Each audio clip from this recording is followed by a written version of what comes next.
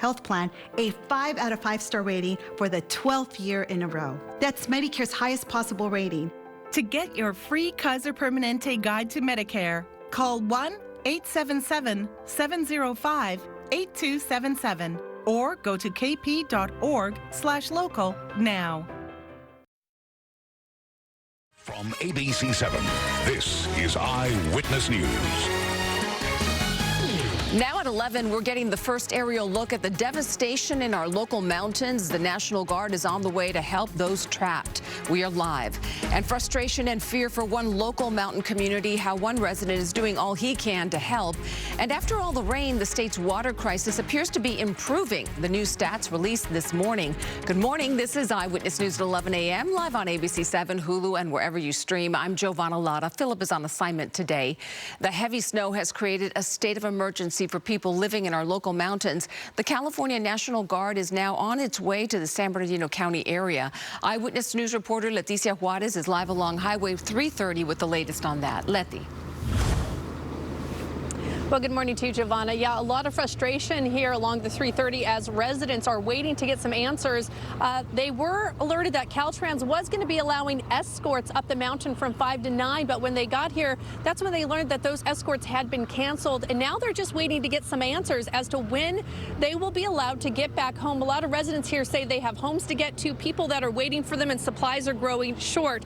Now, as you can imagine, all that snow is causing a lot of damage to buildings up in that area, like this Goodwin Market in Crestline. You can see there that the roof collapsed under the weight of all that snow. Now, with more than 7 feet of snow blocking roadway, crews are struggling to clear the way, especially with some abandoned vehicles left in the roadway from the storm. Now, a state of emergency was declared last night by the governor. That order should make it easier to bring resources and equipment to storm-hit areas for snow removal. It should also allow the state to activate the National Guard along with forestry and fire service to help rescue residents and others stranded in their homes. Residents tell us that they are growing frustrated, though, with the lack of information they are getting. Just can't get any answers. Caltrans says talk to CHP. CHP says talk to Caltrans. They won't even tell us if they're going to do more escorts, to wait here or not, or anything. You just can't get any information. Now, for now, residents are waiting here, some of them with supplies that they plan on taking to their neighbors, such as food, gasoline for generators. They say some of their family are without power. I spoke to one veteran who was dropped off by the VA here. He's just trying to get home. He says to his pregnant wife he's dealing with a medical issue, but he just wants to go home and see that his wife is okay. Now, I also spoke with the CHP moments ago, and they tell me they are currently in a meeting with all the stakeholders. That includes the CHP, Caltrans, and the Sheriff's Department, trying to coordinate an effort to get information to residents as to when they will be allowed back up the mountain. But as you can see, just from the mountains behind me, they're packed in there with snow. And I also want to let people know that residents here say this is not the weekend for, snow tourists to be going up there. They say residents and emergency crews need to be the first up there to start clearing the snowway before anyone could even think about getting up there for any type of snow play. Reporting live here in Highland, Leticia Juarez, ABC 7 Eyewitness News. Leticia, thank you. And we have breaking news in Twin Peaks in the San Bernardino Mountains, where a house has exploded there. We have Gabe Santos live over the scene in Air 7. Gabe. Yeah, Giovanna, fire crews, especially San Bernardino County Fire, didn't need anything else to worry about up here with everything else going on, but they do have something else to worry about. This is 1100 Bear Spring Road, and they have a home that exploded here. You have a lot of issues where people are trying to heat their home, possibly using natural gas. We don't know what caused this specifically, but that is just something that we can guess what might have happened in this case. As you look at the home and the area around it, you can see just how high the snow has gotten. Fire crews just walking around trying to make sense of it. An investigation will surely be underway, but as we push back into the home, you can see that is the wall of the side of the home that is resting on the side of a snow-covered tree, and someone's bedroom and bed and pillows right inside there. Just an amazing sight here in Twin Peaks between Crestline and Lake Arrowhead. Live in Air 7 HD, Gabe Santos, ABC 7 Eyewitness News. Gabe, thank you.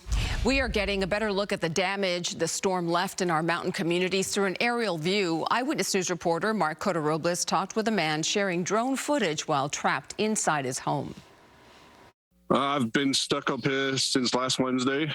Despite Governor Newsom declaring a state of emergency and county leaders taking similar action, Taylor sees no actual relief in sight. He says the snow now is even more difficult to plow. With temperatures below freezing, the snow is turning to ice. We needed this sooner than this. It's upsetting that nothing is getting done. When you need the help, they don't know how to handle a disaster like this. Taylor, unable to work, is doing a different kind of service. He's been flying his drone over town, revealing the damage. Just yesterday, capturing these images, the roof completely caved in at the only grocery store in town. What are we going to do now? It's like, now it's getting worse on top of how bad it already was. He says other buildings also had roofs cave in, including a tire shop and old theater. Now other neighbors asking him to check on their properties to see if their roofs have collapsed. Some offering to pay. Allen won't accept. If it helps somebody else, then I'm more than happy to do it. He's checking more properties today. So far, he says every home he's inspected has survived the storm. The reaction when he delivers that news? You can hear the tears starting to come, and it's just thank you. It's just thank you. Allen's other message is don't come up. If skiing or snowboarding is your concern, he says the snow isn't going anywhere. He says it will still be there in 2 to 3 weeks. Give them time. Mark Cotarobles, ABC 7 Eyewitness News. Mark, thank you. The latest drought report was released this morning, and it's giving us a positive.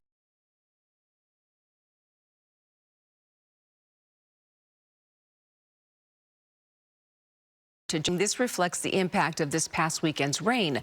Those yellow areas around Southern California mean abnormally dry, which is just one step away from being drought-free. This is reassuring news. We check in now with Brianna Ruffalo, standing by with a look at your forecast, and we might even get some more rain. Yeah, I know. There's a tiny chance for the beginning of next week, but long-term models, long-range models are showing that we may see a little bit more through the month of March. So we'll keep our fingers crossed, but hopefully it's not a whole lot all at once like we've been dealing with, because there's just been so many impacts from these storms.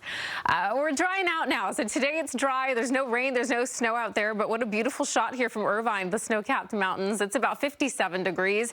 It's still going to be cool today, but it is going to be a little bit warmer, so we're finally going to start to see temperatures warm up just a little bit, not a whole lot. It's about 59 degrees over into Long Beach with a lot of sunshine out there. Now, this morning was really chilly. We had frost, we had freeze out there. So as we head into the afternoon, we'll see temperatures get a bit warmer, but we're still below average.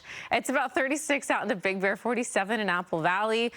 Upper 50s for Los Angeles, down into Redondo, a lot of 50s out there. Most areas are going to stay in the 50s. We will start to see some 60s pop up, so we'll let you know how much warmer we're going to get in the coming days in just a little bit. Giovanna, I'll set it back to you for now. Okay, Brianna, thank you. As we continue here at 11 a.m., the ground is so saturated with all the rain, and